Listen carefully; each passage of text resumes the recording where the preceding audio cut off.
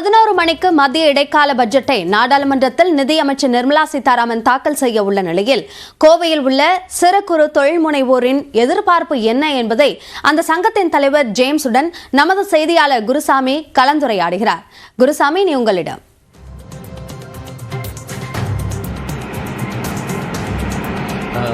நாடாளுமன்ற பட்ஜெட் இடைக்கால பட்ஜெட் இன்றைய தினம் தாக்கல் செய்யப்படுகிறது. நாடாளுமன்ற தேர்தல் நடைபெற இருக்கக்கூடிய நிலையில் இந்த இடைக்கால பட்ஜெட் தாக்கல் செய்யப்படக்கூடிய நிலையில் இது சிறு குறு தொழில் முனைவோரிடையே மிகப்பெரிய அளவில் எதிர்பார்த்திருக்கிறது. தேர்தல் நடைபெற இருக்கக்கூடிய நிலையில் பல்வேறு சலுகைகள் அறிவிப்புகள் இந்த இடைக்கால பட்ஜெட்டில் இருக்கும் என்று எதிர்பார்க்கப்படுகிறது. குறிப்பாக கொரோனா காலத்தில் சுமார் 1 கோடிக்கும் மேலான தொழில் முனைவோருக்கு கொரோனா காலத்தில் கடன்கள் வழங்கப்பட்டிருந்தது. அவ்வாறு வழங்கப்பட்டிருந்த கடன்களை சுமார் 17% தொழில் முனைவோர் திருப்பி செலுத்த முடியாத நிலையில் அவர்கள் ஒரு கடுமையான நெருக்கடிக்கு உள்ளாகி இருக்கிறார்கள். இந்நிலையில் இன்றைய இடைக்கால பட்ஜெட்டில் அது தொடர்பான அறிவிப்புகள் வெளியாகலாம் என்ற எதிர்பார்ப்பு தொழில் முனைவோரிடையே இருக்கிறது. தற்போது நம்முடைய தமிழ்நாடு சிறு குறு தொழில் முனைவோர் சங்கத்துடைய தலைவர் ஜேம்ஸ் நம்முடைய இருக்கார். அவரிடம் பேசலாம். சார், இன்றைய பட்ஜெட் இடைக்கால பட்ஜெட்ல மத்திய அரசு என்னென்ன அறிவிப்புகள் வெளியிடும், என்ன மாதிரி எதிர்பார்ப்புகள் உங்களுக்கு இருக்கு?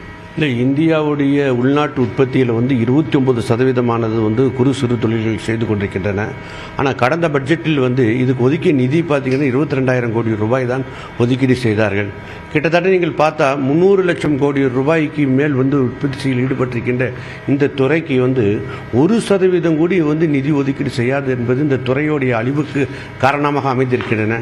குறிப்பாக கொரோனா காலத்தில் நீங்கள் குறிப்பிட்டது போல கொரோனா காலத்தில் 1,13,00,000 பேருக்கு தான் இந்த கடனே வழங்கப்பட்டது. அந்த கடன் வழங்கியது விதமும் அது கடன் கிடைக்கப்பெறாத விதமும் பெரும் நெருக்கடிக்கு உள்ளாக்கப்பட்டன. குறிப்பாக சொல்லப்போனால் அந்த 1,13,00,000 பேர் கடன் பெற்றுவதில் இன்று 17% அவருடைய நிறுவனங்கள் எம்டிஐ பண்ணப்பட்டு இந்த தொழில் முடக்கப்பட்டு சொத்துக்கள் பறிமுதல் செய்யப்பட்டு கொண்டிருக்கின்றன.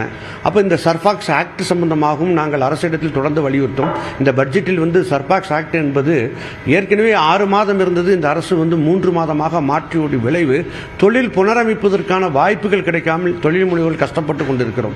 அதனால் இந்த சர்பாக்ஸ் ஆக்ட் என்பது இந்த பட்ஜெட்டில் 6 மாத காலமாக மாற்ற வேண்டும் என்ற எதிர்பார்ப்பும் இருக்கிறது.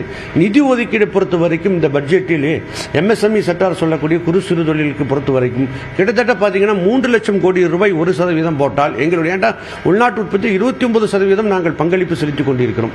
1% இந்த தொழில் முன்னேற்றத்துக்கு இந்த நிதி ஒதுக்கீடு இந்த பட்ஜெட்டில் ஒதுக்க வேண்டும் என்ற எதிர்பார்ப்பு ஒருபுறம் இருக்கின்றது.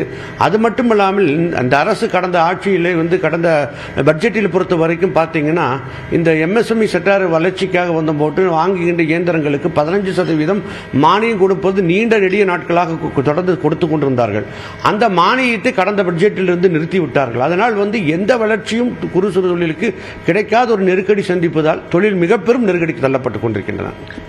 சிறு குறு தொழில் முனைவரை பொறுத்தவரை கடுமையான நெருக்கடிக்கு உள்ளாக இருக்கக்கூடிய சூழலில் ஏற்கனவே தமிழகத்தை பொறுத்தவரை மின்கட்டண உயர்வு உள்ளிட்ட பல்வேறு நெருக்கடிகளால் சிறு குறு தொழில் முனைவோர் நெருக்கடியை சந்தித்துக் கொண்டிருக்கிறார்கள். இந்த நிலையில் மத்திய பட்ஜெட்டில் பல்வேறு அறிவிப்புகள் வெளியாகும்.